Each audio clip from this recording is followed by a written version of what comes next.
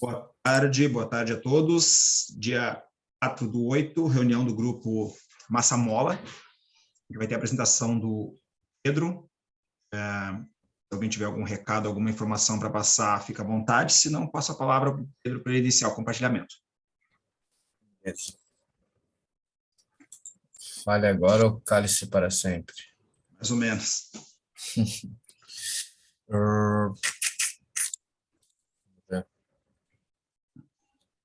Visualizando.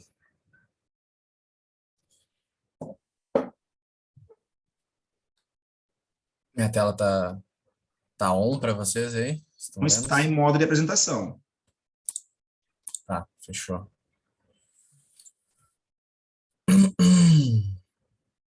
Vamos lá, então. Tempo correndo. Fechou.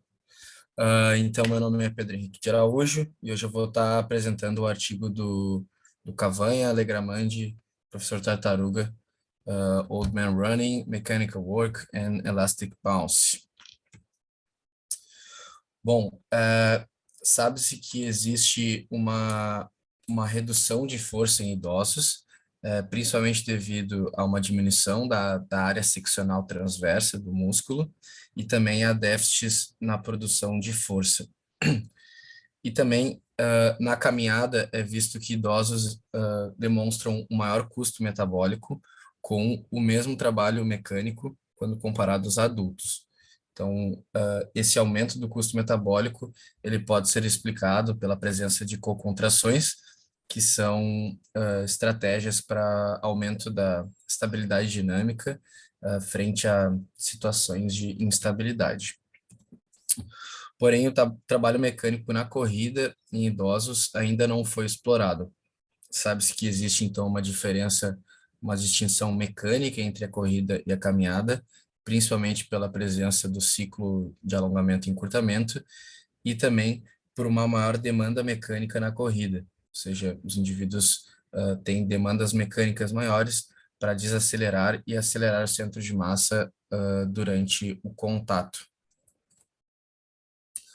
Bom, a hipótese desse estudo, então, é que os déficits musculares em idosos gerem uma diminuição da amplitude vertical do centro de massa, uma menor energia elástica, uma maior frequência de passo e um menor tempo aéreo, e que essas alterações gerem, então, modificações do trabalho mecânico na corrida em idosos.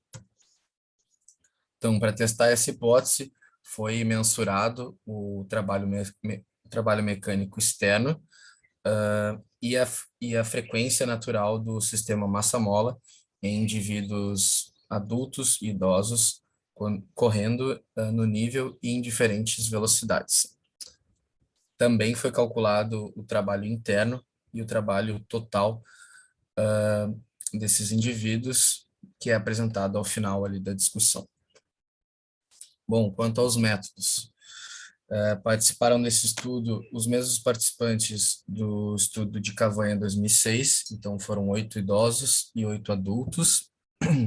Todos os participantes assinaram a declaração de Helsinki e correram em um corredor de 50 metros, instrumentado com plataforma de força de 4 metros por meio metro. Ali no estudo eles não falam exatamente o número de corridas, como foi o de Cavanha 2006, mas possivelmente foram mais ou menos esses números de corridas analisadas. Então, 124 para idosos, 229 para adultos, com velocidades variando de 3 a 17 km por hora. Bom, quanto aos parâmetros analisados, os parâmetros de assimetria aparente foram analisados o deslocamento do centro de massa no eixo vertical, e o deslocamento e os tempos de contato, né? Então, o SC, o TC e o SA e o TA. Quanto à simetria efetiva, foram analisados os parâmetros de deslocamento do centro de massa no contato efetivo, bem como o tempo no contato efetivo, e o deslocamento do centro de massa no tempo de aéreo efetivo e também o tempo aéreo efetivo. Quanto à oscilação do centro de massa, foi analisado a frequência do sistema massa-mola, que é tida por essa fórmula, é uma relação da aceleração máxima vertical e do deslocamento do centro de massa durante o contato efetivo, e a frequência de passo também foi calculada. A rigidez vertical também foi calculada, porém essa traz um cálculo um pouco diferente do visto normalmente nos estudos de rigidez vertical. E então essa rigidez, ela é uma relação entre a aceleração vertical e o deslocamento vertical do centro de massa. Eu fiquei um pouco em dúvida quanto a esses cálculos, mas possivelmente após aí o professor pode dar uma sanada nas dúvidas. Também foi calculado o trabalho externo a partir de Cavanha 75, né? A partir dos sinais das integrações de sinais de força. E o trabalho interno e o trabalho total foi calculado a partir de equações de regressão. Coloquei as equações de trabalho interno e as equações de trabalho total estão ali na parte da discussão, acabei não colocando aqui. Quanto ao tratamento estatístico, então, os dados foram agrupados em classes de 1 km por hora, foi realizado testes T pareadas a partir do software estatístico SPSS. Bom, quanto aos resultados. Quanto aos resultados de assimetria aparente, tá? Quanto ao tempo de passo, ou seja, o somatório do tempo de contato e o tempo aéreo. Ali é o step period, é o período de passo, né?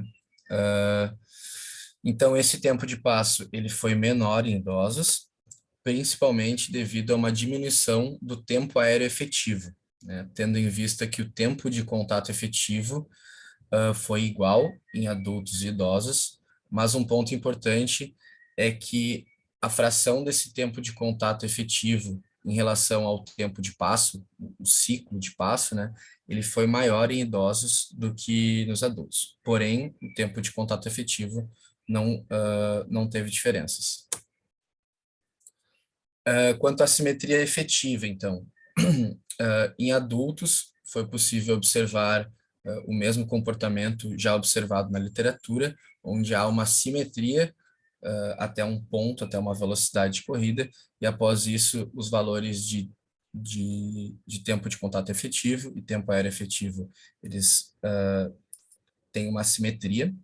Essa simetria nesse estudo aparece de 8 a 10, na faixa de 8 a 10 km por hora, enquanto a literatura apresenta valores de 11 km por hora. Em idosos, eles apresentaram um comportamento entre essas variáveis, um comportamento simétrico em altas velocidades, e nas médias e baixas velocidades, em alguns pontos, apresentaram uma simetria inversa, ou seja, o tempo de contato efetivo sendo maior que o tempo aéreo efetivo, né? Isso é uma indicação, então, que os idosos eles permanecem mais tempo em contato com o solo durante a corrida do que os adultos. Então, aqui a gente vê os gráficos de tempo em relação ao aumento da velocidade. À esquerda, a gente tem os gráficos dos idosos, e à direita, a gente tem o gráfico dos adultos, né? Então, aqui a gente tem o período de passo, que compreende o tempo aéreo e o tempo de contato, tanto efetivo quanto aparente. E aqui a gente tem os tempos de contato e tempo aéreo aparente. Aqui as duas variáveis de interesse do sistema massa-mola, né, que é o TTA e o TAE, tempo de contato efetivo e tempo aéreo efetivo, e a gente vê que existe essa assimetria em médias e baixas velocidades, sendo o TCE maior do que o TAE. E esse gráfico aqui, então, é o dos adultos, onde existe esse comportamento clássico de assimetria entre o tempo aéreo efetivo e o tempo de contato efetivo. Tá? Essas linhas aqui pontilhadas, menos escuras, são dos gráficos para comparação com idosos, o que, na minha opinião, só confundiu mais do que esclareceu. Quanto à simetria aparente, então, o deslocamento do centro de massa vertical. Esse deslocamento do centro de massa vertical, ele foi menor em idosos, tendo, então, valores de 7,5 em comparação a 10 centímetros em adultos, E as velocidades de máximo deslocamento também ocorreram antes em idosos do que em adultos. Então, ocorreram a 7,5 km por hora em idosos, enquanto em adultos foi a 10 km por hora. Essa redução, então, do deslocamento do centro de massa no eixo vertical, ela é devida à redução de todos os componentes do deslocamento, né? Sendo o deslocamento de contato efetivo, aéreo e de contato. E esse deslocamento vertical menor, em consequência, vai levar a uma menor aceleração vertical e uma menor velocidade vertical no fim da compressão da mola, né? Ou seja, na fase de propulsão da corrida, o que, consequentemente, também vai levar a um menor tempo aéreo, né? Então, basicamente, os sujeitos idosos, eles oscilam menos verticalmente e parecem ter uma fase aérea efetiva menor do que os adultos. Aqui, então, a gente pode ver o gráfico de deslocamento vertical com o aumento da velocidade.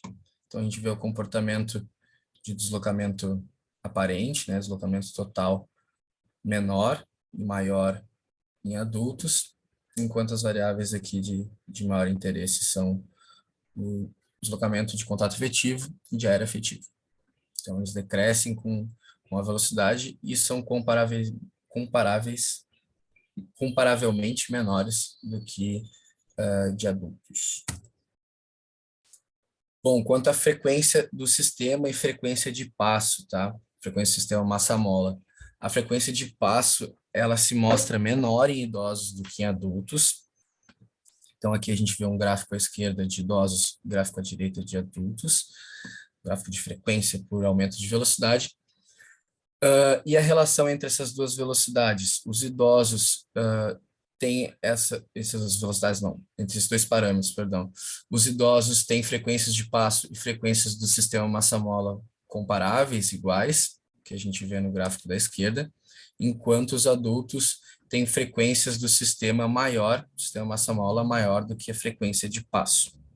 Tá? Isso vai ser um pouquinho discutido mais à frente.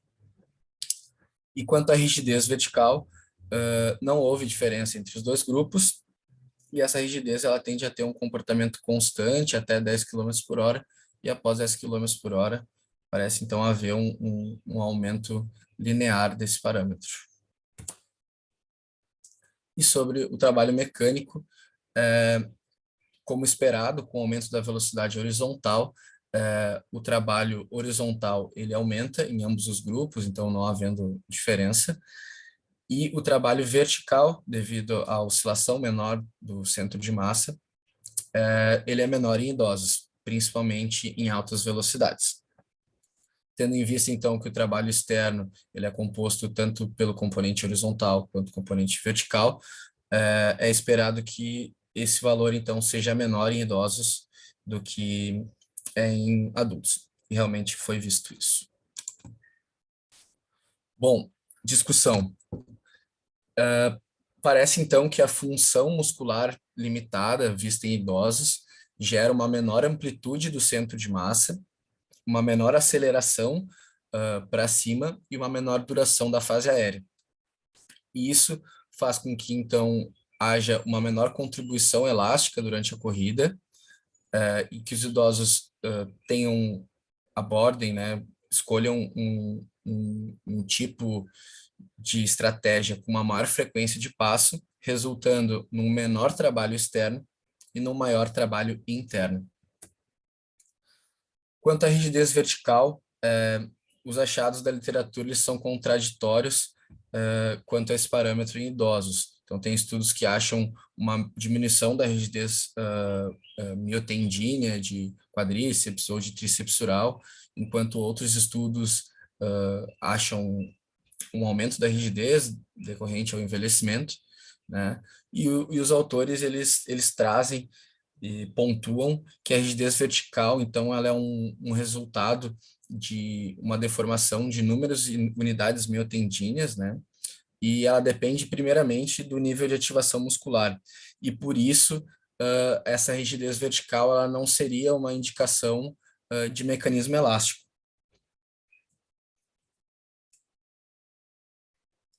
Falando um pouco sobre energia elástica e o recoil elástico, sabe-se que em velocidades acima de 13, 14 km por hora, a tendência é que os músculos ajam de forma quase isométrica e que a variação de comprimento da unidade miotendínea ela seja basicamente a variação de comprimento dos componentes elásticos, ou seja, do tendão, né? Então, a análise do mecanismo elástico, ela se faz de uma maneira mais razoável nessas altas velocidades.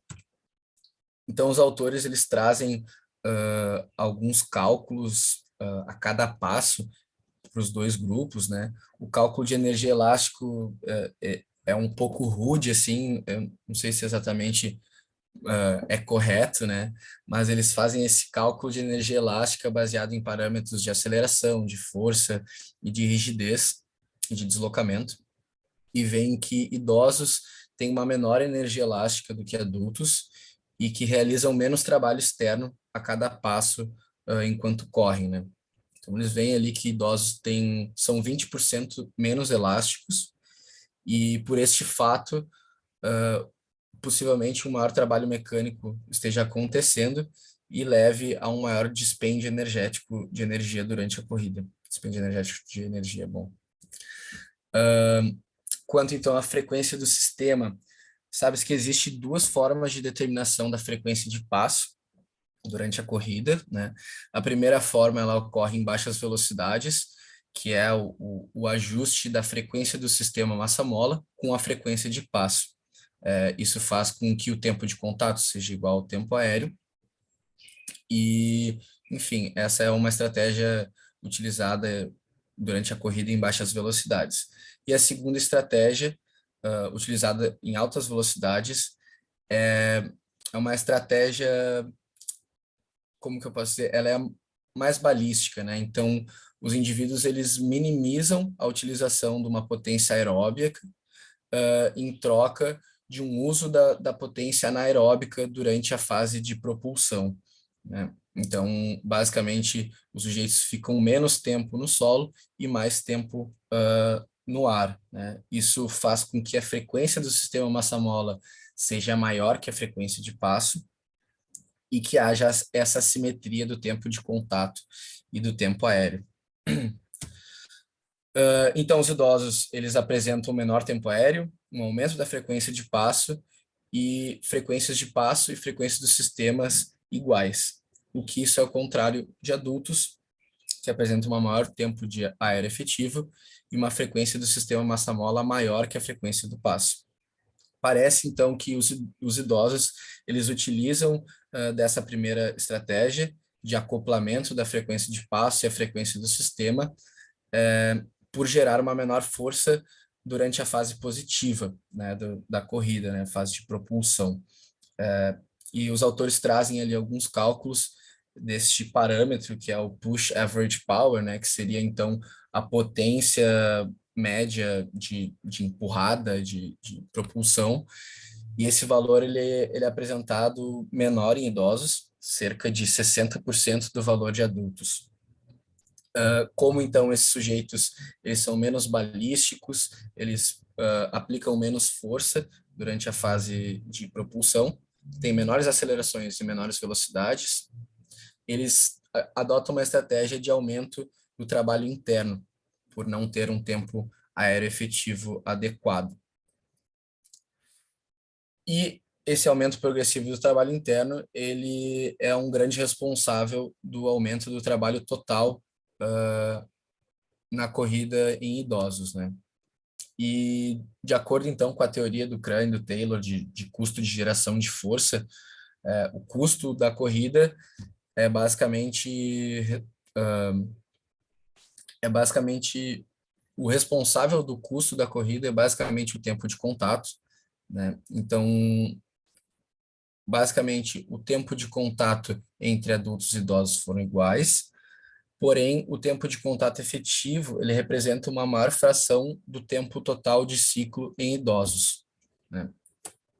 Por esse fato, parece que idosos, eles geram força com mais frequência, e essa força ela é gerada por um maior tempo, o que por si só levaria a um aumento do custo, e juntamente com uma menor utilização elástica durante a corrida, o que foi visto, esse custo metabólico seria maior ainda, né?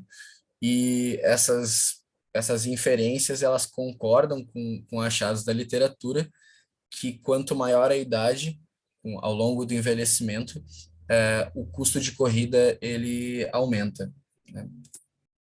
Então, basicamente, a redução da força muscular ela vai gerar um menor armazenamento elástico e vai fazer com que os idosos adotem uma estratégia de permanecer mais tempo em contato com o solo.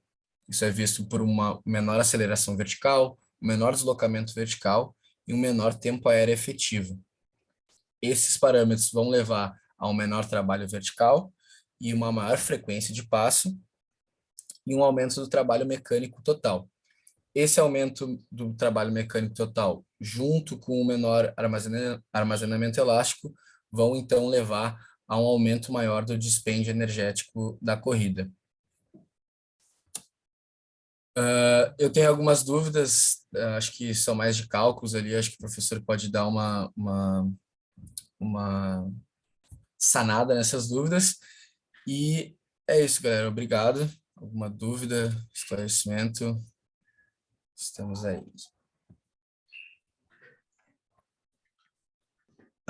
Parabéns, Pedro. Parabéns. Valeu.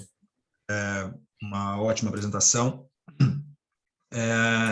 Eu percebi ali. Rodrigo aí, cara. Tinha visto. Você tem suas dúvidas ali, então eu acredito que eu passo a palavra para o professor, você abre aquele slide, a gente finaliza a tua apresentação dando aquelas dúvidas, depois a gente abre para o questionamento, e provavelmente a gente vai ter mais coisas para perguntar. Beleza? Beleza. Então, Tarta, explica um pouquinho mais aí sobre essa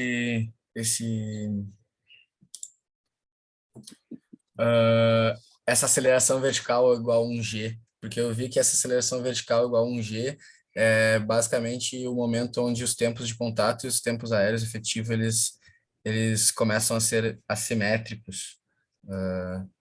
Eu não sei, é uma dúvida geral assim, mais sobre fórmula teórica e cálculo. Então, se puder dar botar uma luz aí. Pode ser. Eu tô tentando ler ali aquela partezinha que tem essa explicação, para lembrar bem. Mas primeiro, Pedro, parabéns aí, apresentação bem legal. Obrigado por aumentar aí. Bem legal de ver.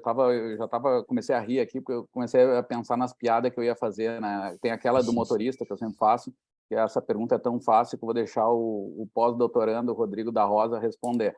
Essa era uma parte da piada. Mas como já está meio cansado, eu sempre faço as mesmas estratégias, né? Vamos deixar assim. Mas é muito bom ver o Rodrigo. Faz um tempão que eu não vejo ele. Abração, Rodrigo. Valeu, cara. Olha só, vamos lá, então. Vamos para os... isso aí chegou. Olha sobre só. A rigidez, talvez, né? Começar na rigidez, mais fácil. Tá. Sim. Para começar, né, esse modelo massa-mola, ele é um modelo físico que ele é determinado também por equações matemáticas, tá? E uma delas tem relação ali da rigidez com a frequência de ressonância do sistema, tá? Que eu não lembro de cor, tá? Mas elas têm uma relação. Por isso que eu acho que até tu mostrou ali num dos lugares, tem uma das equações para calcular a rigidez, tem a frequência de ressonância do sistema. Sim. Estava tentando lembrar de cor, mas não lembro aqui. Tá, aqui. Mas deixa eu... mas seria aí... essa, não?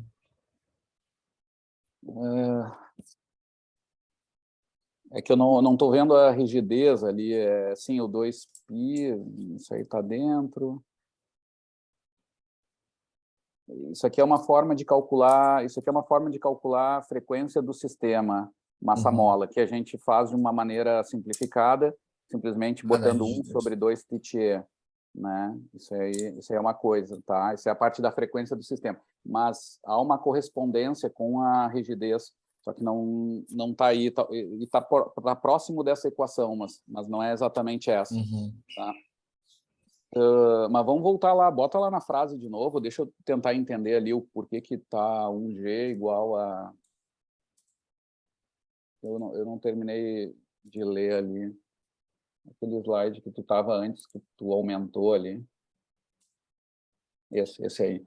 Tá? Ali é dito que o deslocamento vertical do centro de massa a partir do... Quando a aceleração vertical é igual a 1G, tá? Isso significa aceleração vertical igual a 1G quando há o tempo de voo, tá? Aí a gente tem uma aceleração até a Vmax. A Vmax é relacionada à força máxima, tá? Vocês lembram, assim, a curva de força, o exemplo que eu dava lá no grupo, assim, a curva de força vertical tem geralmente tem aquele pico de impacto e aquela onda lá que sobe, tem o valor máximo e desce. Quando a gente olha a curva de força vertical, nós estamos olhando para a mesma cara da curva de aceleração vertical, só muda as unidades, tá? O eixo que é 0 lá quando tem tempo de voo, na verdade vira 0 quando está igualando força-peso igual a força de reação do solo, né? Mas é a mesma curva, tá? Então, a Vmax significa, na verdade, tem relação com aquele ponto lá onde a força é máxima.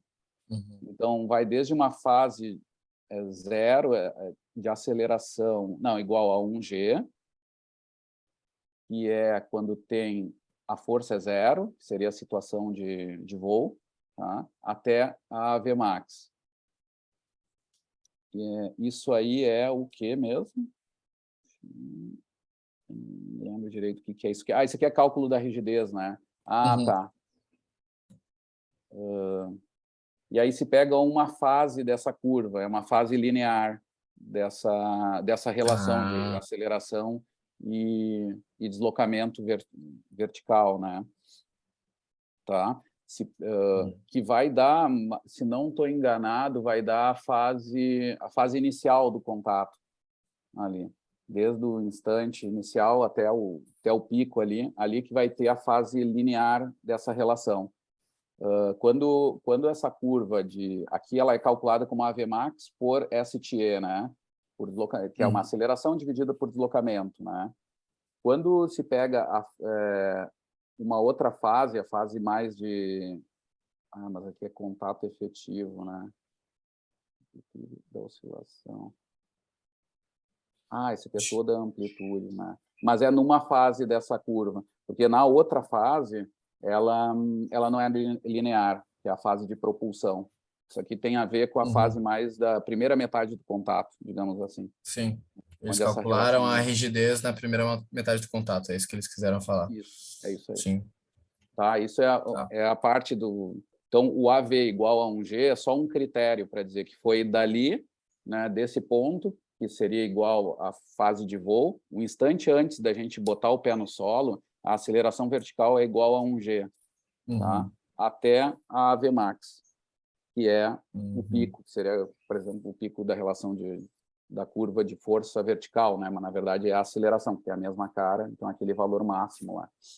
Eu ia perguntar isso, né? É coincidente ao momento em que separa contato efetivo e aéreo efetivo, não? Porque daí vai ser quando a força-peso vai ser igual à força de reação do solo. Eu acho que seria isso. Não, aí que tá. Não? É bem complicado, seria melhor com o gráfico aqui, né? Mas a aceleração, esse ponto que tu está dizendo, em que a força-peso é igual à força de reação do solo, é o ponto de equilíbrio do sistema, onde a aceleração é 0, não é 1G. Tá. Tá? A aceleração vertical ali é 0. Então, AV igual a 1G, na verdade, é um instante antes de tocar o pé no solo. Entendi. Tá? Eu acho que aqui tem aqui, ó. Isso aqui vai dar uma ajudada.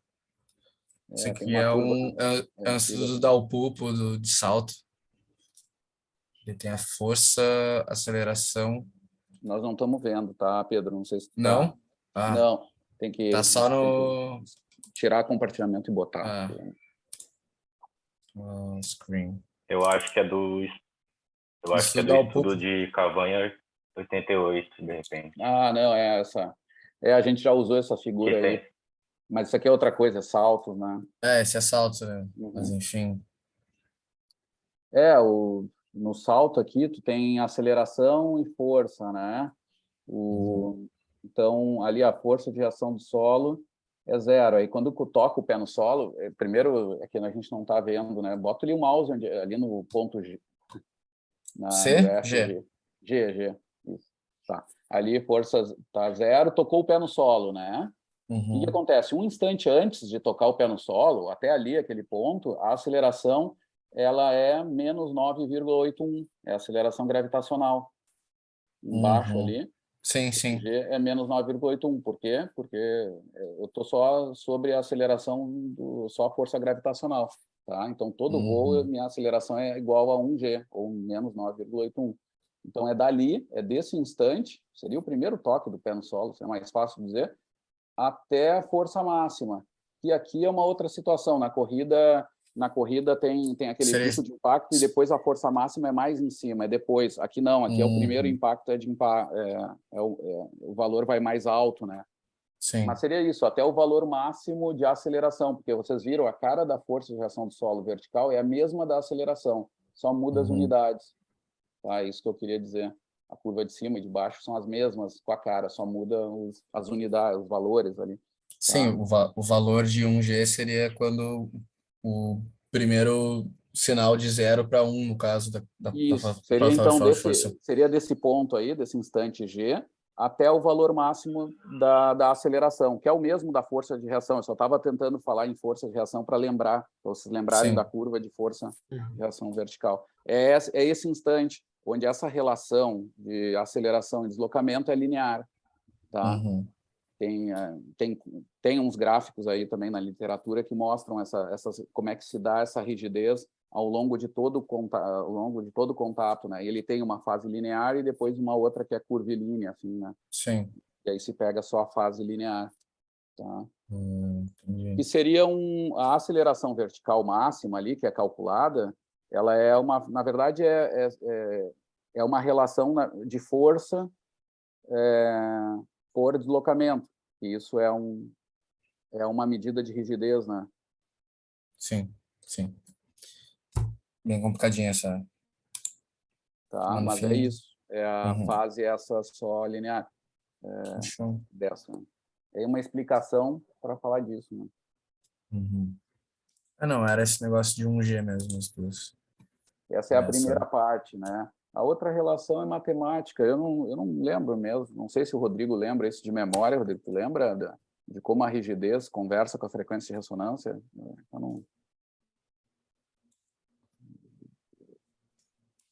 Isso não me lembro.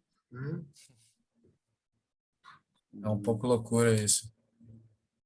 São análises de vibrações, mas tudo tem uma relação matemática por trás, tá?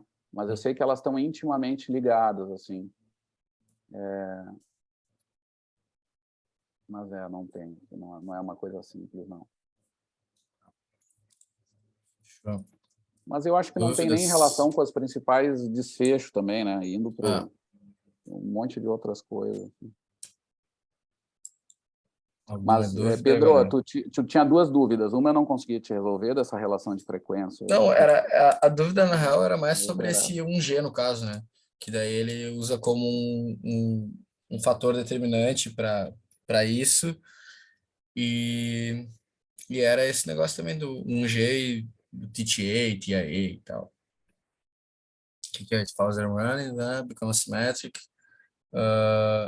Quando a aceleração durante o TTA dá 1G, no caso, né? Excede 1G. Que era essa dúvida de 1G. Mas sanada, era mais... É isso aí. Era mais uma coisa teórica. Dúvidas, galera? Explanações, comentários, xingamentos. Bom, vai vocês aí, gente. É que vai, né? Eu ia dizer para o professor continuar já, aproveitar que o professor começou ali, falando, para continuar fazendo suas colocações, depois a gente já, na sequência, alguém continua. Meu Deus, cara, se eu vou fazer evocação, eu vou começar a botar uma igreja aqui.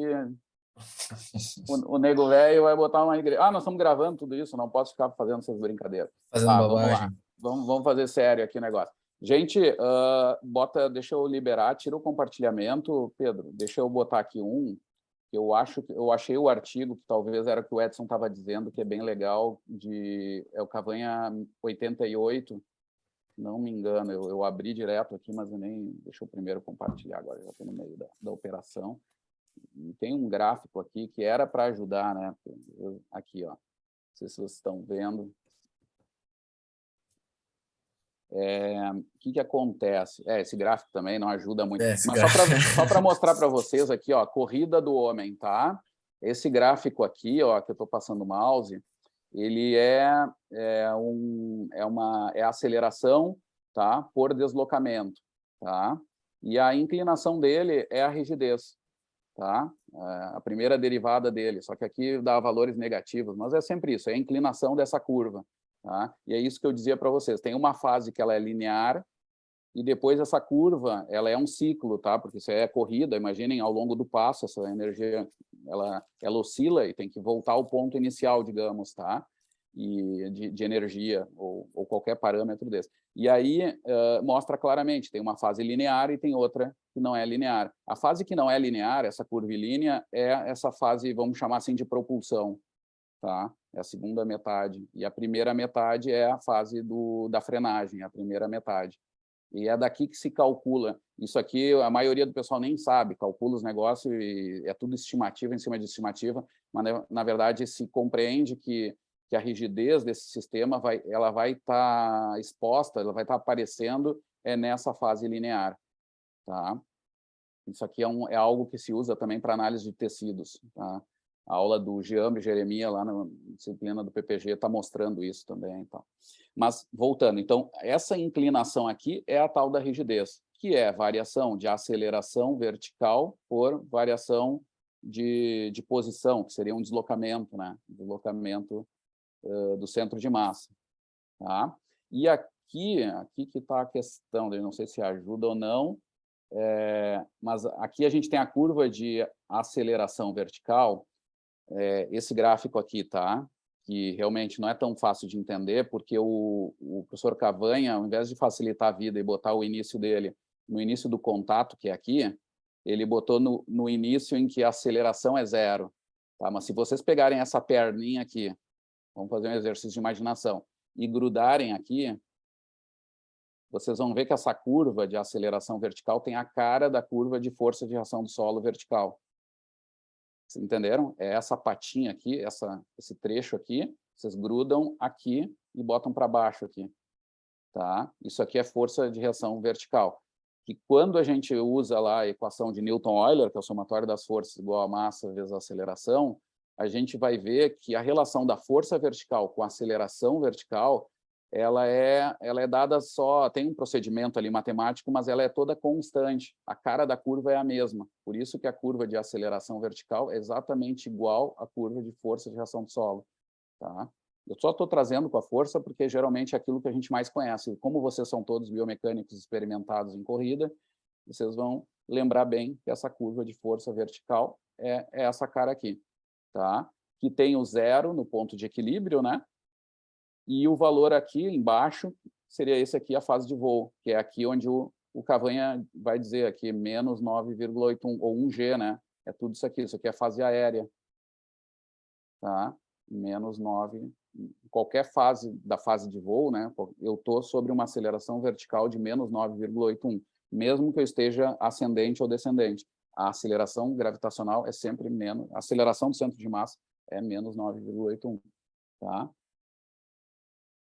Ô, Rodrigo, e aí a gente explica essa fase negativa aqui? Ou isso aqui geralmente só complicava, né? Lembra? Botava o Jorginho para explicar.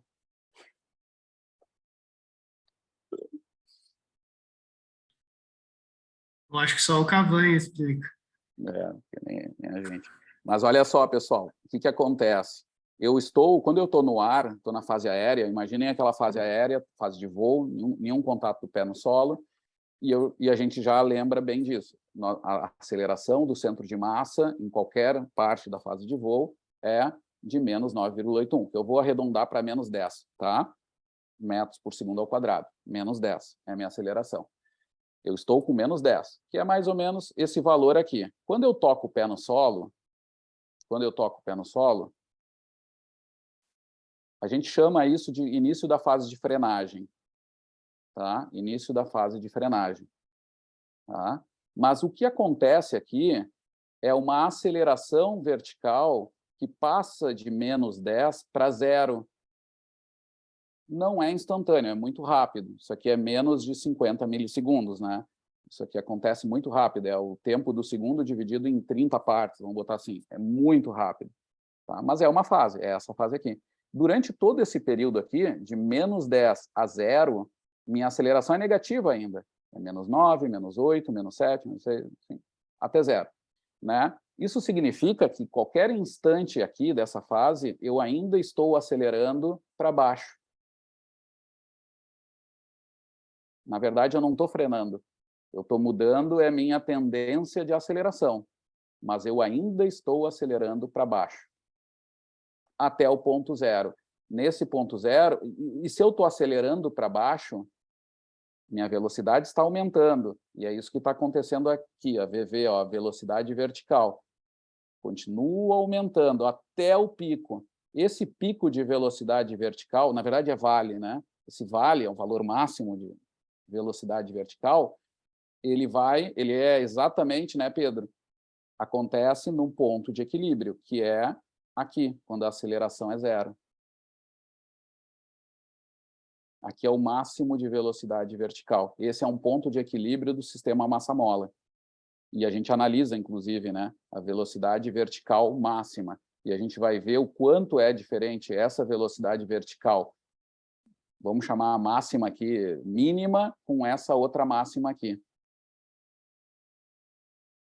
Né? Opa, não é aqui, né? Ué. É aqui, tá? De novo, olhem o que está acontecendo com a aceleração. A aceleração vertical é igual a 0 aqui. Aqui é o outro ponto de equilíbrio do sistema massa-mola. Um aqui e outro aqui. Tá? Velocidade VV max, né? Aqui é up, né? Porque Essa seria a up e a down, né? Aquela relação da up e down. Isso, up and down. E esses dois pontos também têm relação com o sistema massa-mola. Eu sou mais elástico quando essas duas estão mais próximas, de novo. E elas acontecem nos pontos de equilíbrio, que é quando a aceleração é igual a 0. Ou quando a força de reação do solo é igual à força-peso. Tá?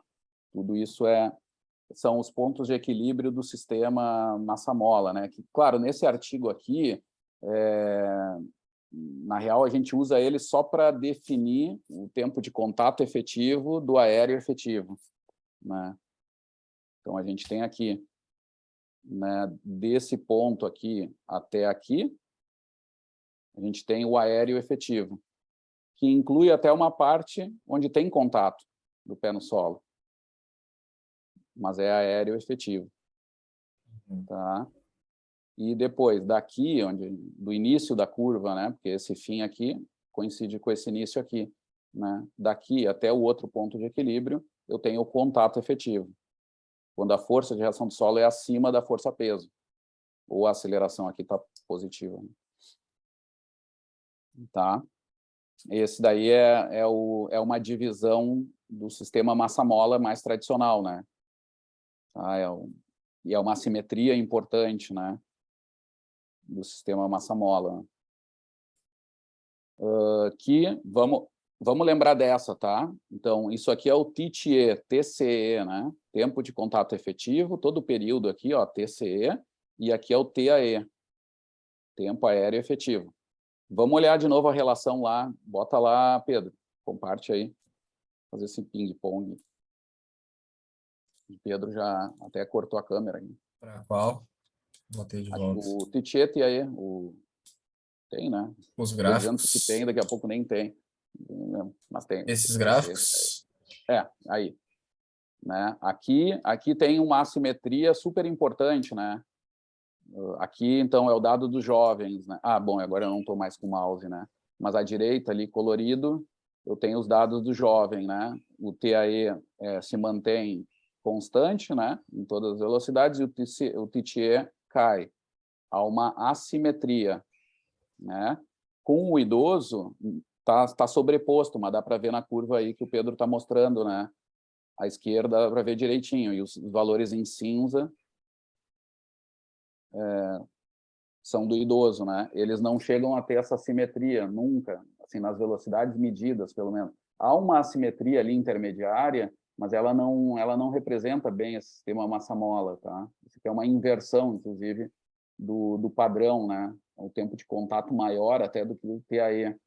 Isso aqui é uma sinalização de um sistema massa-mola prejudicado, digamos, né? Mas a mensagem geral que a gente diz é isso, que nas velocidades mais normais de corrida e tal, existe essa espécie de simetria ali do idoso aumentando as velocidades ali. E isso é uma sinalização de que o sistema massa-mola não está funcionando bem, né? Está se ajustando aí frente a o início de todo o mecanismo que é a fraqueza muscular, né? Eu vi uma imagem bem bacana, não, acho que eu não vou ter aqui, que era aqui, será? Que ele mostra aqui, ó. Talvez os idosos nessa fase, eles estão atenuando, né? Não estamos vendo, tá? Não, é só o PowerPoint. Puta, né? Que tu... eu boto só o PowerPoint. Eu acho que quando tu comparte, tem que compartilhar toda a Aí. tela. Eu acho que tu consegue mostrar mais Aí, rápido. foi. Daí, talvez os idosos, enfim, pelos déficits musculares que eles tenham, eles estão atenuando essa potência, né? Essa energia que entra no sistema, né? Não sei. Esse é um artigo, acho que até do Roberts.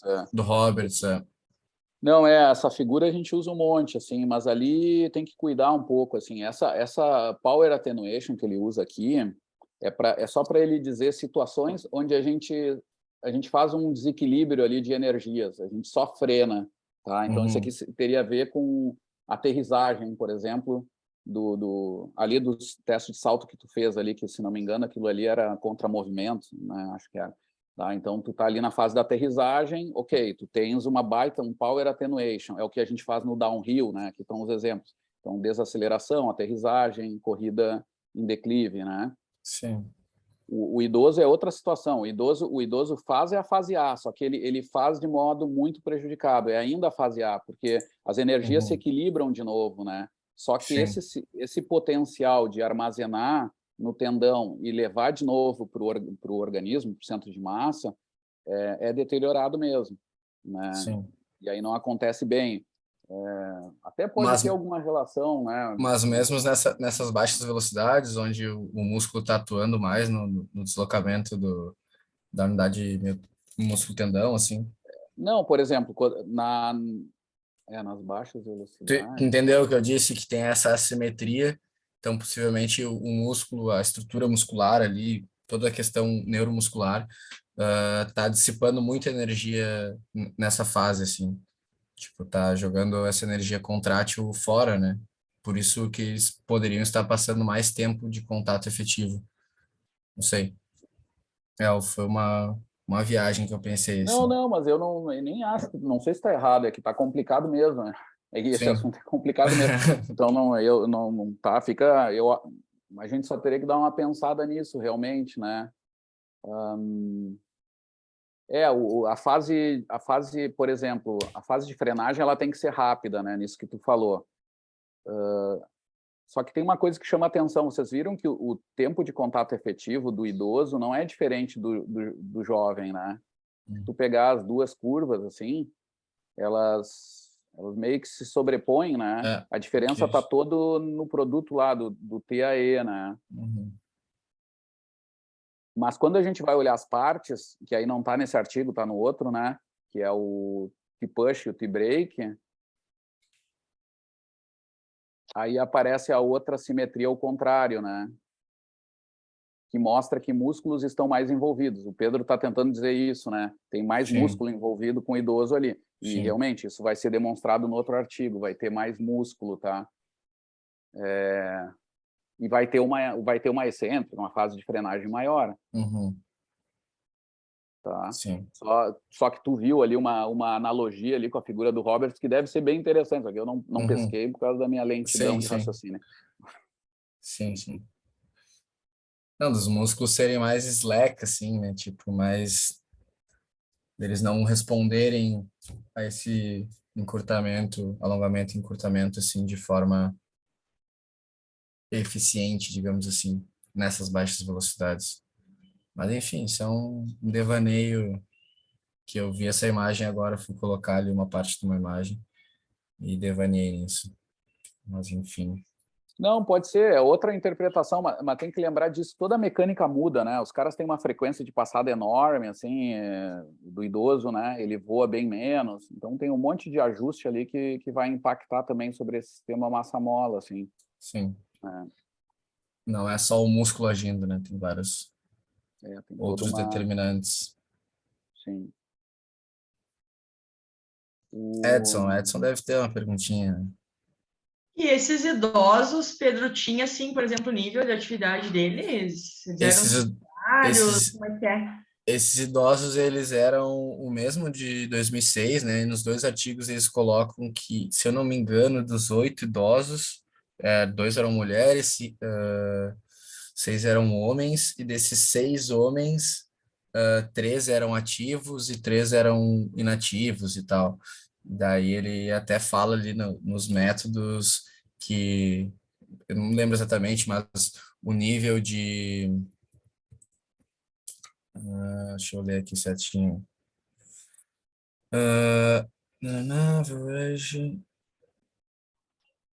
Eles falam que os achados relacionados ao envelhecimento nas unidades músculo-tendão são similares nos não ativos e nos corredores, né? 3 sujeitos eram ativos, several kilometers na semana, e 5 eram sedentários, de todos, né? Daí ele fala sobre o muscle machinery, né? O músculo não ter diferenças entre os ativos e inativos, então. Então, independente do nível da atividade ali, essa perda acontece mesmo com a idade. Tem um estudo bem legal do grupo de pesquisa aqui da UFSC, né? Do Orsato, que está lá na Austrália com o Trajano fazendo doutorado. Que eles viram que eles compararam triatletas, idosos, jovens e idosos inativos. Daí, por aquelas questões de estimulação neuromuscular, eles viram que a maior diferença entre os idosos ativos, né, triatletas, e os idosos inativos era relacionada a aspectos neurais, assim, né, não musculares. Bem legal, assim, um achado bem interessante. Tipo de desenvolvimento de força e tal, taxa de desenvolvimento de força, uns negócios assim. Daí, enfim. Interessante. Obrigada aí, já aproveito para te parabenizar aí pela apresentação. Valeu, daí. Mais um cabeludo tive a apresentar.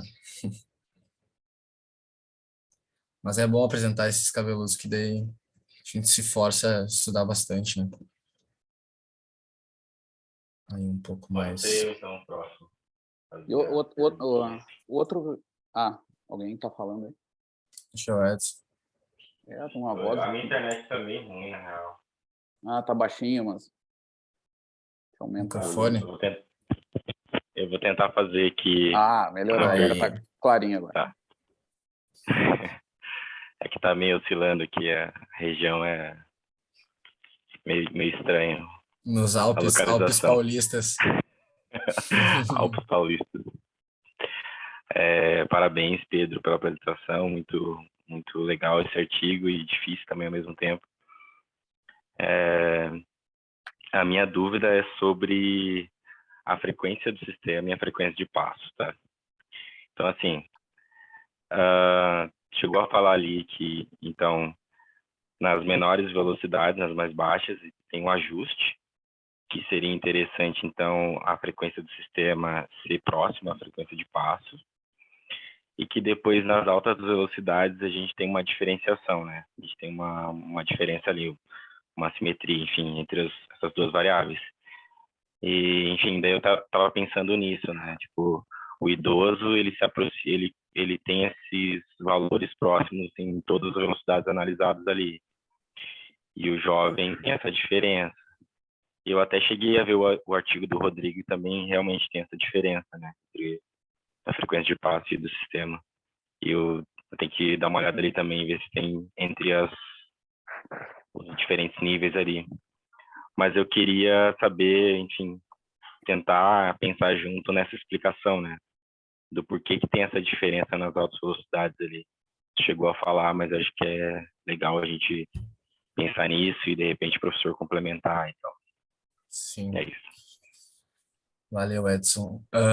Então, quanto ao cálculo, assim, né, da frequência do sistema, eu percebi que, obviamente, a frequência do sistema ela vai ser relacionada a parâmetros que sejam do sistema massa-mola, né, ou desse modelo de assimetria contato-despregue, e possivelmente por ter essas diferenças de assimetria, existem essas diferenças. Eu não sei exatamente qual é o que gera essa diferença, né?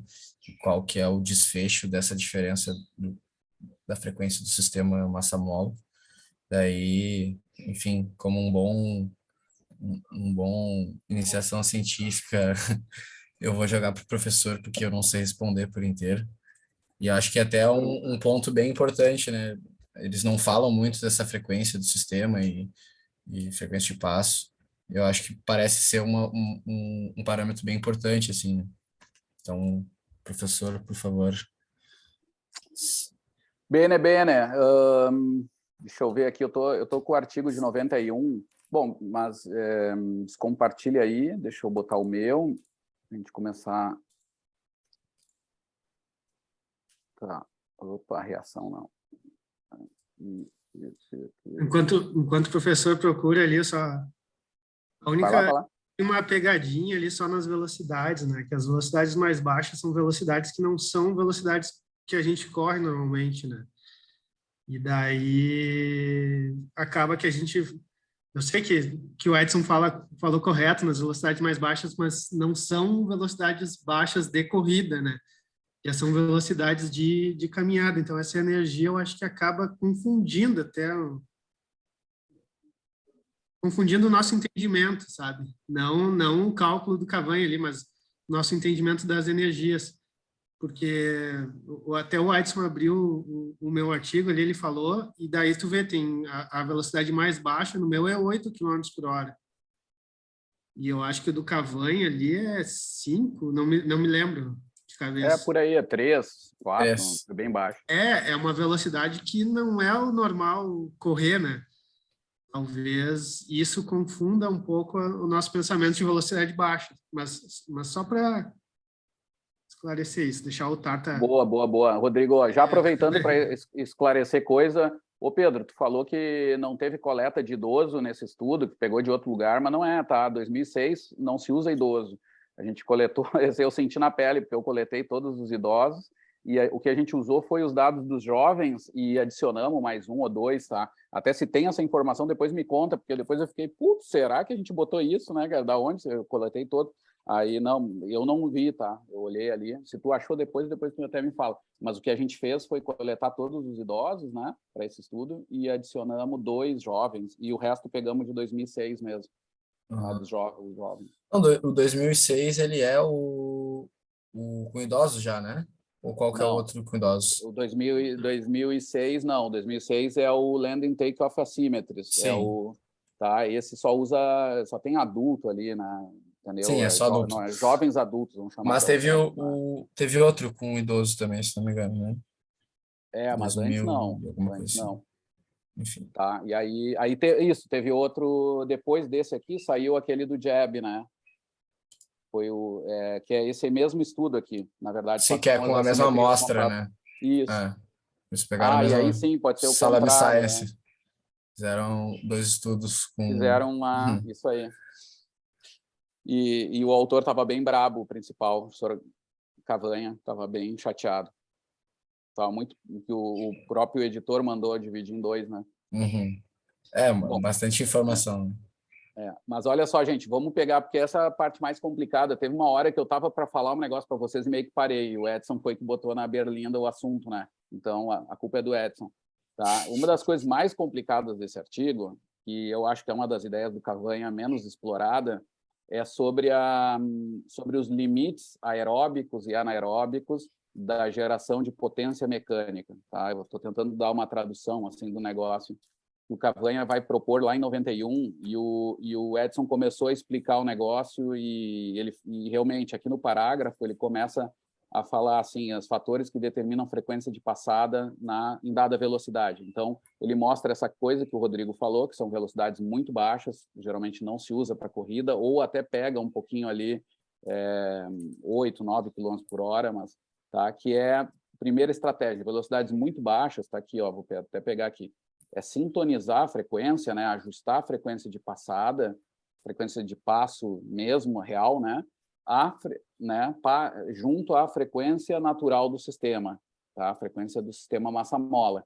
Tá? Então, essa é a primeira estratégia que se faz para a escolha ali da passada. Esse parece ser o fator de definição para escolher a passada. A gente escolhe uma passada que é igual à frequência de ressonância do sistema massa-mola.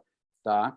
Que é por isso, bom, agora para quem sabe mais lá, é por isso que o TTE bate com o TAE. Então, quando a gente dobra 1/2 TTE, fica exatamente igual à frequência de passo, porque o TAE, que é o outro lado, fica igual. Então, as duas são iguais. Tá? E aí, quando aumenta a velocidade, vem a estratégia 2, que aí começa o complicador, né? Que é culpa do Edson. Então, escolher uma frequência de passo que minimiza, né? Agora vem o palavrão, a potência de passo média limitada aerobicamente. Tá? O que é isso? Step average power, potência média de passo, de média do passo, por passo. Tá? O que é isso? É a potência mecânica que eu gero durante todo o passo. Então, isso inclui a fase de push e também a fase de push e brake, né? Frenagem também. Tá? E, inclusive, faz a média até com o valor da frequência de passo, até da fase aérea, digamos. Tá? Então, é uma potência média do passo, bem isso como o Pedro falou. Tá? E aí, o que ele vai dizer? Que a gente escolhe a frequência de passo que minimiza essa potência, mas que é ajustada por limites da potência aí push average. Tá? Potência push average, que significa o quê? É uma média só da fase de propulsão, só da fase de contato, digamos assim, a segunda metade do contato. Só naquela que eu gero trabalho positivo. Push, daí que vem o termo, push brake, né? Então, é só dessa ali, é muito pequena. O que acontece? A potência que eu gero durante todo o passo, ela é gerada é uma potência sempre positiva, né? De trabalho positivo. Então, é daquele valor de push, só que a gente torna ela média para todo o passo. Mas o Cavanha fez isso, ele também calculou essa potência só no período da geração de trabalho positivo. Tá? Então, uma é step average, né? A primeira, que é limitada aerobicamente, e a segunda, ele vai dizer que é limitada anaerobicamente, que é só naqueles milissegundos que eu gero trabalho positivo, propulsão. Tá? E aí ele explica embaixo, né, quais são as estratégias. A gente faz uma explicação um pouquinho mais para tentar se fazer entender, né? Que a primeira estratégia é adotada em baixas velocidades, que é aquela de sintonizar uma frequência com a outra. e depois, aumentando as velocidades, se abandona essa estratégia, né, e vai se fazer a segunda estratégia, que é tentar minimizar a potência média de passo, limitada por essa potência anaeróbica ali. Tá? Então, é bem complicado essa primeira fase ali. Mas ela vai explicar uma repercussão disso, que vai acontecer nas altas velocidades, por exemplo, o tempo de voo aumentar, né? O TIE aumentar, né? Ou ficar maior que o TTE, e aí ter esse desequilíbrio. Isso é uma repercussão desse fenômeno. Mas é bem complicado. Essa parte foi a mais complicada, talvez, né? De tentar entender. Frequência de... Tá, ele vai explicar, eu vou puxar aqui o artigo, tá? Ele é tudo baseado nesse artigo aqui, de 91, vou botar o título só para... Então, são os power limits, né? Condicionando a frequência de passo na corrida humana. Tá? Então, vão ser esses dois power limits. Um é a potência, power, né? Mediada do passo, step average, e a outra é o push average, né?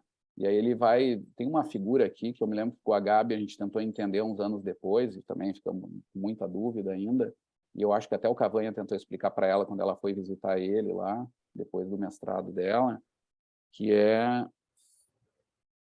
não era nenhuma dessas, eu acho. Acho que era essa aqui, mas vai ser difícil. Deixa eu ver se não tem outras, não.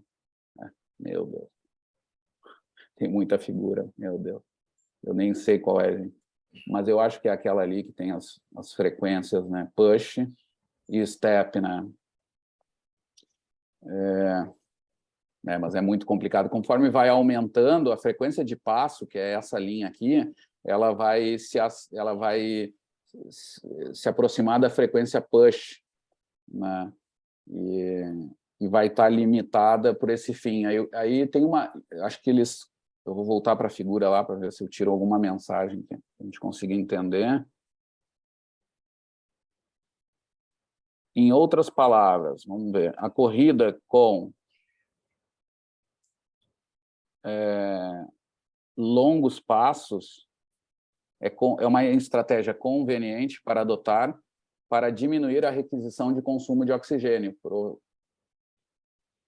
devido a que essa potência push average anaeróbica está à disposição para permitir esses passos. Então, o que eles fazem? Tu tenta aumentar a passada para tu tentar atenuar esse aumento da parte aeróbica, digamos. Isso aí, aumentar o tempo faz reduzir a potência, a step average, né?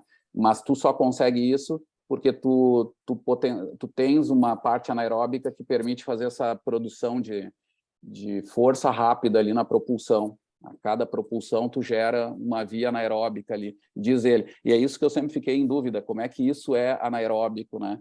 Se nós estamos em velocidade, sei lá, está numa atividade aeróbica, digamos. Essa coisa que eu sempre fiquei na dúvida ali, né? É possível que até exista mesmo, né? Porque a gente sabe que não é que desliga um sistema e liga outro, né? Mas essa questão aí, para mim, sempre me perturbou, né? Para entender melhor isso. Será que no sprint isso poderia ser aplicado também? O sprint poderia ser um caso em que tu não te limita mais pelo aeróbico, né? Tu usa tudo que o anaeróbico faz, né? Mas acho que sim, talvez se estiver correndo, né? Totalmente aeróbico e tu desse longer leap, né? Tu utilizar essa parte anaeróbica maximizando esse push, né? Fazendo, com certeza, uma atividade de curta duração com uma alta intensidade vai gerar um estímulo mais anaeróbico, né? E talvez esse estímulo anaeróbico ele gere um déficit de oxigênio um pouco depois, assim, né? Que seja contrabalanceado por todas as vias metabólicas e tal. Mas talvez seja mais ou menos isso, que as pessoas... A situação anaeróbica é uma situação em que, realmente, o sistema aeróbico ele não consegue responder, né, à demanda, né? É um bom exemplo disso, mas eu não sei como é que encaixa ali. Pode ser por aí que o Pedro está comentando, né? Mas realmente é um limite ali que tem. mas para mim fica complicado. Uma coisa que acho que é interessante é ver que no aeróbico, nas fases muito rápidas de velocidade, a gente aumenta mais a frequência de passada, né? E isso vai sobrecarregar o step average, né? Mas eu acho que também o push average, porque o push também diminui, né? A gente sabe que o tempo... Eu estava pensando numa outra coisa já estava me vindo tipo aquela relação que às vezes correr numa velocidade mais rápida com a passada mais larga parece que biomecanicamente está mais confortável, mas eu não tenho, vamos dizer assim, estrutura muscular para sustentar aquela passada mais aberta, que daí talvez teria um caráter mais anaeróbico, né? E consequentemente sobrecarrego o aeróbico e eu acabo quebrando no meu treino, né? Uma vez eu discuti contigo, Tarta, que eu achava que talvez os caras que têm mais desempenho, talvez eles tenham um comportamento, força e em diferentes amplitudes diferente do cara que tem menor desempenho, que talvez quando faz uma passada mais larga, assim, né, ou está numa amplitude muito grande, ele faça pouca força, no caso, né? Pouca força. Ele esteja numa região da relação força-comprimento que... Isso aí, da força-comprimento. É mais o comportamento da força-comprimento, né, dos caras seriam diferentes. Entendi, mas a coisa é complicada aqui tem só tempo na história, mas de novo, eu acho que e essas teorias que o Pedro falou, que o Gui está dando também, é uma coisa que a gente acha que no futuro poderia testar de algum jeito, né? Tentar entender um pouco mais isso aqui, porque isso aqui precisa de muito tempo para entender, e talvez usar até dados que a gente tenha, ou criar até um experimento mesmo, né? Depois de entender bem, pensar nisso mesmo, daqui a pouco a gente aumenta a frequência acima, ou o comprimento acima dos níveis que é. Mas, claro, a gente tem que ter uma hipótese por trás em cima do que o Cavanha está dizendo, né? O Cavanha aqui não falou diretamente de relação força-comprimento. Então, provavelmente, está em regiões que isso não afeta tanto, tá? Vamos colocar assim, tá? Para essa teoria aqui, tá, Gui? Mas a gente poderia, talvez, só jogar pelo outro lado, botar frequências muito acima, muito abaixo. Ele já fez isso nesse estudo aqui, né? Mas a gente pensar de um outro jeito que possa testar essa teoria, até nos fazer entender melhor ela, né? Porque ela é bem complicada. Até falar com o pessoal da fisiologia, como é que eu conseguiria entender essas relações metabólicas mesmo, né? Porque eu acho estranho ser tão determinista assim, que eu estou usando mais anaeróbico só pelo push power e mais aeróbico pelo step power, né? Tem um certo sentido lógico, né? O step power é toda a fase de passada, tem mais a ver com o ciclo todo, que a gente precisa de energia a longo prazo. E o push é só aqueles milissegundos. Mas, mesmo assim, o ATP que está ali, ele é ressintetizado, que eu acho, por via aeróbica. É isso que eu acho estranho. Tem sempre ATP ali, né? São só modos de ressíntese de ATP diferentes, né? Mas é isso que eu não consigo entender, assim, ser tão rápido, ser tão ligado a algo anaeróbico predominante, né? É uma coisa bem complicadinha, né? Mas eu não... Muito teria que fazer um modelo, entender. Rodrigo, tu que estudou há anos, tem alguma coisa, né? Eu sempre fico em dúvida quando me perguntam sobre o sistema elástico e daí falam de ciclo alongamento e encurtamento, e na minha cabeça sempre foi isso para corridas de velocidade, mas a gente está estudando e está vendo que esse comportamento existe para corridas de longa distância, né? E a gente já estava vendo isso com o idoso, a gente sabe a diferença de desempenho. Então, eu acho que tem alguma coisa por trás, sim, mas eu não sei se é bem como o Cavanha fala de aeróbio e anaeróbio, né? Não sei se é essa a terminologia, assim, mas eu acho que a gente tem que achar ainda, eu acho que tem coisa para estudar nisso e definir melhor essa variável, sabe? Isso é uma coisa legal também. Daqui a pouco até os termos eles estão errados mesmo, né? Não, mas esse fenômeno que acontece mecânico que o Cavanha está mostrando aí nesse estudo, ele pode ter uma importância mesmo, né? Sobre a mecânica e energética, e talvez ser chamado de outro jeito, né? Até porque a gente sabe que tem uma via anaeróbica que dura muito tempo, que é do uso do lactato mesmo como combustível. né? Então, pode ser que esteja ligado a isso. Tem umas coisas mais modernas hoje que botam, até reanalisam todo o papel do lactato, que a gente sabe, que poderia estar ligado a talvez a uma ação, essa rápida, né, da ação muscular ali, mas realmente eu também fico em dúvida, talvez o problema seja isso que nos dá o nó quando vê aeróbico, anaeróbico, assim, tão simplificado, né? Poderia ser se ele continua sendo econômico, né, aumentando, né, a frequência, né? Ao invés de falar em como é que ele está usando ali? Push average enough anaerobic, tipo, putz, eu estou falando em inglês e não estou traduzindo para português. A potência, tu diz, de passo médio ou de propulsão média, né? Mas sem esse caráter anaeróbico, né? Se o cara tem, vamos dizer, uma reserva econômica, eu não sei, estou querendo tirar o anaeróbico e deixar só aeróbico. Sim. Eu acho que tem algo muito interessante ali, que a gente não consegue entender, mas que eu acho que para a corrida seria muito interessante se a gente conseguisse determinar, porque realmente essas relações de frequência e tempos de produção de trabalho, elas acontecem mesmo, né? Teria que interpretar melhor isso, né? Muito bem, pessoal. A gente falou das coisas que são mais confusas, né? Mas é sempre bom lembrar das mensagens principais, né? Então, uma delas é do Tiet-TAE, a outra é do trabalho mecânico, né? Vamos lembrar disso, assim. Às vezes o aluno, quem está começando, a Daiane, por exemplo, está começando esse assunto, às vezes fica só na confusão, né? E a gente não lembra das mensagens principais. Uma delas, assim, claramente, é dessa questão do trabalho externo e interno, né? Que tem a ver com determinantes de mecânica de corrida, né? Aqui dá para fazer umas relações mais simples, né? Por exemplo, o trabalho externo aqui, menor do idoso, é esse, né? E está muito ligado ao trabalho vertical. Olhem o trabalho vertical aqui em cima, ó, esse tracejado aqui é do idoso e esse aqui é o do jovem. Tá? Olhem o trabalho forward, como não muda. Isso é incrível, né? Frequências tão diferentes, eles estão correndo em frequências de passada muito diferentes.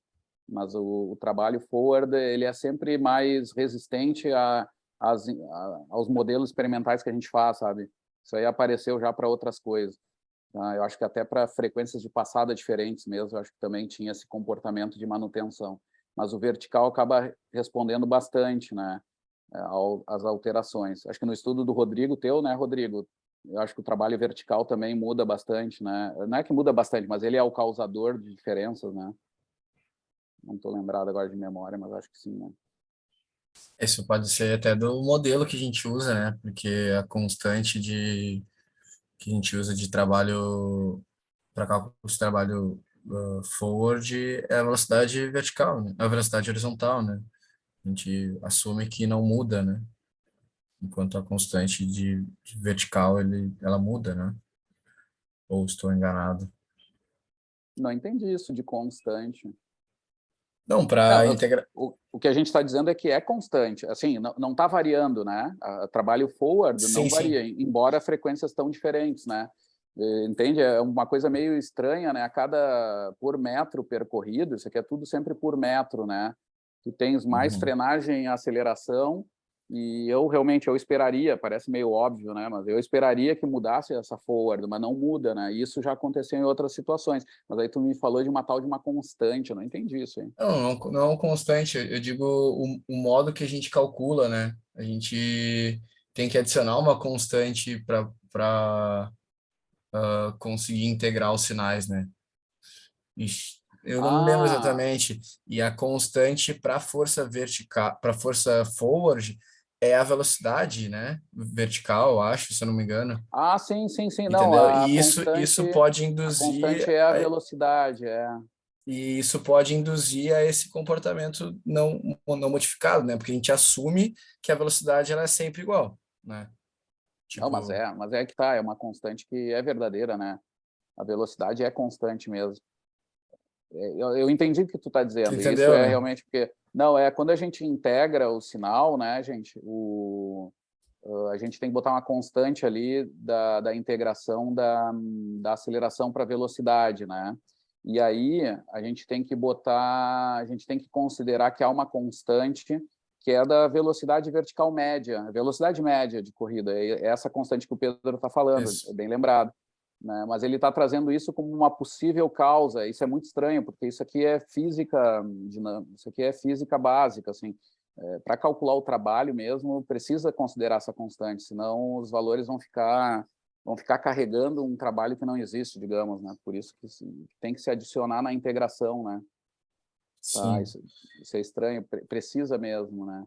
E aí, bom, é isso aí. Mas lembrando, gente, diga, Pedro. Não, é que assim, a velocidade instantânea ela vai ser diferente de uma velocidade média, né? Porque, por exemplo, se tu colocar o sujeito a correr 12 quilômetros por hora, ele vai ter um momento que ele vai um pouquinho mais para frente, mais para trás, e isso seria as variações de velocidade horizontal, entendeu? E a gente embute essa constante que ela deve ser embutida, né? Mas como uma velocidade fixa, né? Ao contrário do sinal vertical, que a gente usa a partir da velocidade zero, né?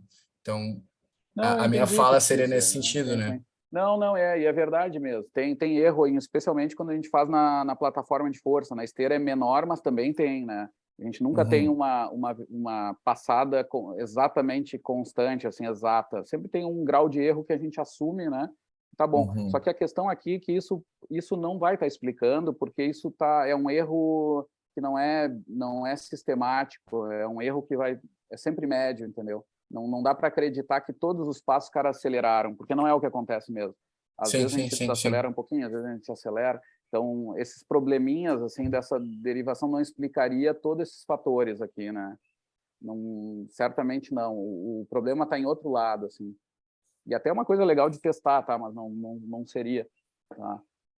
Mas, assim, a mensagem principal, o trabalho externo, ele é reduzido no idoso por causa do trabalho vertical. Isso é uma coisa fortíssima que tem a ver com a maior origem do trabalho vertical, que é energia potencial, é a oscilação do centro de massa, tá? Esse é o fator primordial, né, que vai alterar essa mecânica.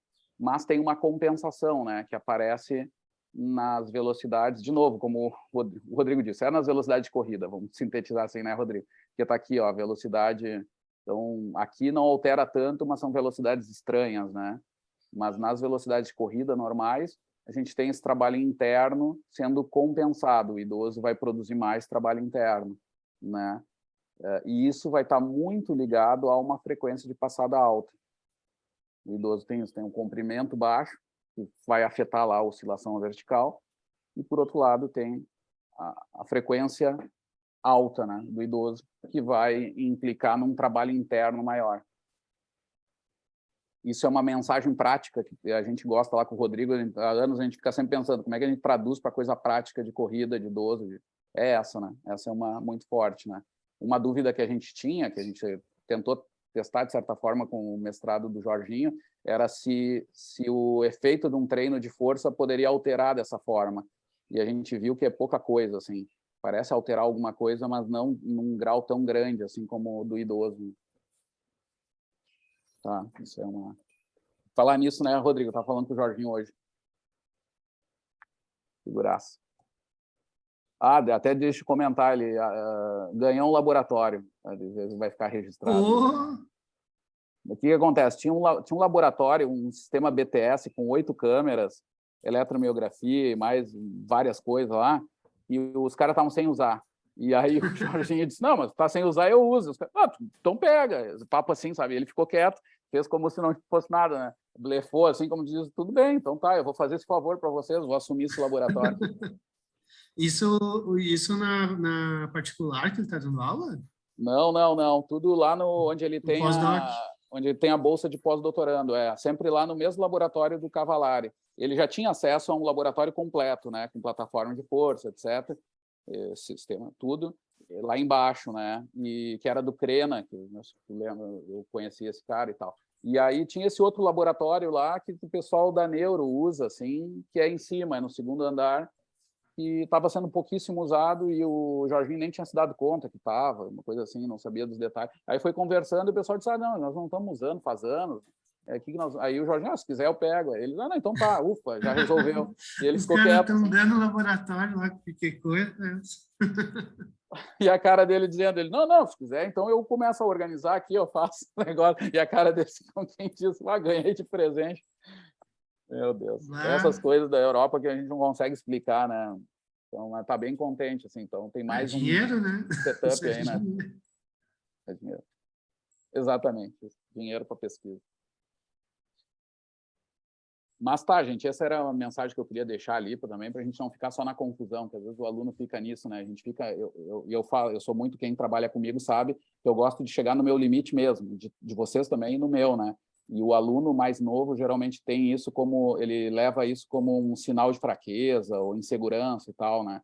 E para mim não, é o contrário, a gente está realmente no top do conhecimento sempre, né? Só que às vezes o aluno novo se perde, né? Porque esquece das coisas. Lembrem que esse estudo tem várias coisas que são relativamente simples até, né? São muito que ligam a biomecânica tradicional com uma energética já de cara, como essa que eu falei para vocês, como o TIA-TIAE, mas tem várias outras que são muito mais complicadas, são coisas mais de base, né? O legal desse artigo é que ele é um dos que tem mais citações, assim, né? Porque tem pouca coisa produzida de corrida com idoso. Então, ele é um artigo super citado, né? Até hoje, é de 2008, e ele é... Esse é o de 2008? Desculpa. É isso aí mesmo. E ele é um dos mais citados mesmo, é isso aí. É verdade. Fechamos com mais alguma... Base, né, eu não queria cortar, mas já são 20:04. A gente acaba... Rodrigo, tu só ia dizer isso, né? Que é um estudo de base também, é um artigo de base também, né? Isso que é o estranho, porque ele está publicado numa revista de biologia geral, né? E é bem estranho mesmo, assim, está sendo citado na área aplicada, né? Mas é por causa que o Rodrigo já fez isso é legal de mostrar também, né? E é sempre bom lembrar, né, que essa revista aí é a revista das mais tradicionais na ciência, de forma geral, né? Essa revista remonta a Darwin, Newton, né? Tem pesquisadores do mais alto nível ali que têm relações com a sociedade e com essa revista, inclusive com produção, né? Então, é uma das maiores revistas da área da ciência mesmo, né? Uma coisa que é bem legal, assim. E eu acabava nunca falando isso, né, Rodrigo? Mas a gente também tem que lembrar dessas coisas, e eu acho que é muito legal.